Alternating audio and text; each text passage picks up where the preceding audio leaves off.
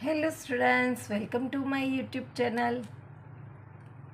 अभी हम करने जा रहे हैं question number 4 of exercise 5.2। Question में क्या पूछा गया है? हाउ मेनी मल्टीपल्स ऑफ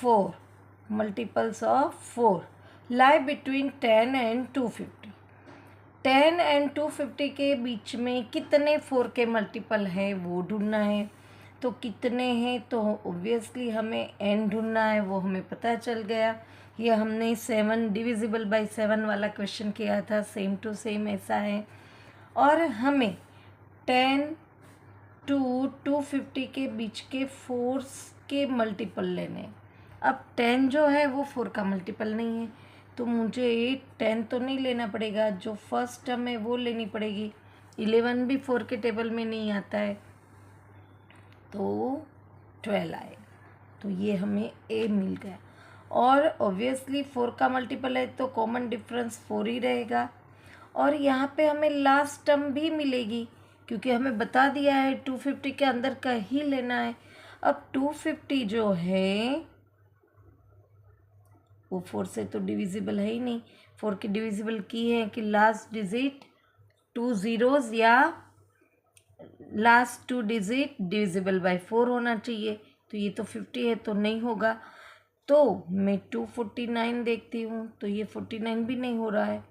अब मैं 248 देखूँगी, तो ऑब्वियसली ये 48 4 से डिविजिबल है, तो उसकी लास्ट टर्म बनेगी 248। अब हमें n ढूंढना है, तो हमारे पास फॉर्मूला है an is equal to a plus n-1d। an हमारे पास है, लास्ट टर्म जो है वो 248, a हमारे पास 12 है, n हमें ढूंढना है, और कॉमन डिफरेंस हमारे पास 12 है।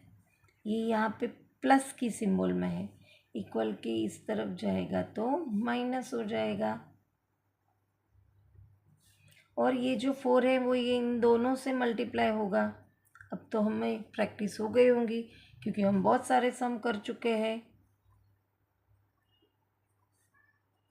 अब ये माइनस है, इस तरफ आएगा तो प्लस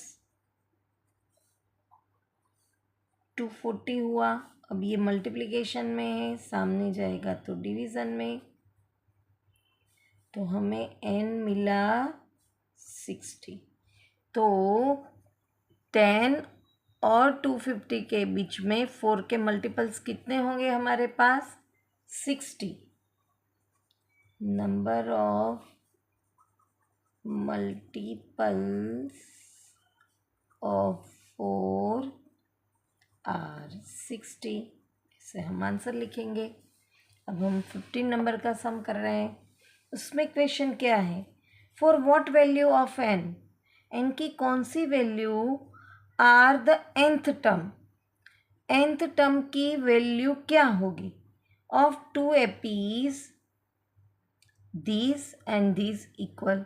हमें ऐसे पूछा गया है कि यहाँ पे 2 हमें एपी दिया गया है, तो उनकी ऐसी कौन सी टर्म होगी जो दोनों में इक्वल होगी। तो हमारे पास हमें वो nth टर्म ढूंढनी है, तो a n equal to a plus n-1d। ये फर्स्ट एपी का होगा। दूसरी एपी का भी हम ए एन कर सकते हैं, A N A plus n-1d। और हमें इक्वल करना है, तो हम यहाँ पे इक्वल की वैल्यू रख दें।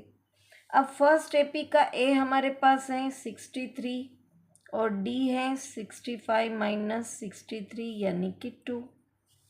सेकेंड एपी का ए है 3 और डी हमें ढूंढना है 10 माइनस 3 करेंगे तो 7। अब हमें इसको इक्वल बनाना है एन को, तो हम इक्वल टू करके वैल्यू पुट करेंगे। जो भी वैल्यू हमारे पास है वो हम पुट करेंगे। यहाँ पे ए हमारे पास है 63, फिर एन तो हमें ढूंढना है, तो हम ऐसा का ऐसा रखेंगे, और डी है 2। यहाँ पे भी हम ये इक्वल टू करेंगे, वैल्यू पुट करेंगे। ए है हमारे पास 3 प्लस एन तो हमें ढूंढना है, और डी है 7। इसको हम ओपन करेंगे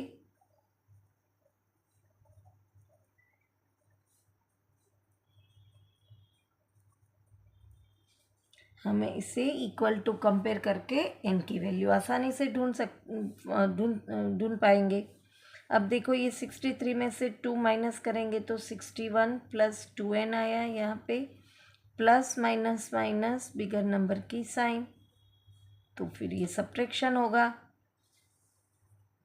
अब हम वाइसे वर्सा करेंगे, ये फॉर्म सब्ट्रैक्शन में है, इक्वल की इस तरफ जाएगा तो प्लस हो जाएगा, और ये प्लस है वो इस तरफ जाएगा तो माइनस हो जाएगा।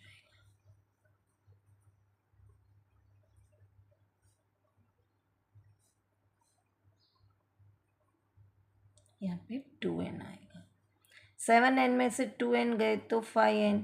अब ये मल्टीप्लिकेशन में है, इक्वल के इस तरफ जाएगा तो डिवीज़न में आ जाएगा।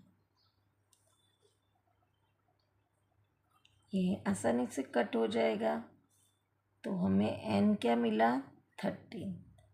तो 13th नंबर की टर्म जो ये दोनों एपी की होगी वो क्या होगी, इक्वल होगी, है ना आसान।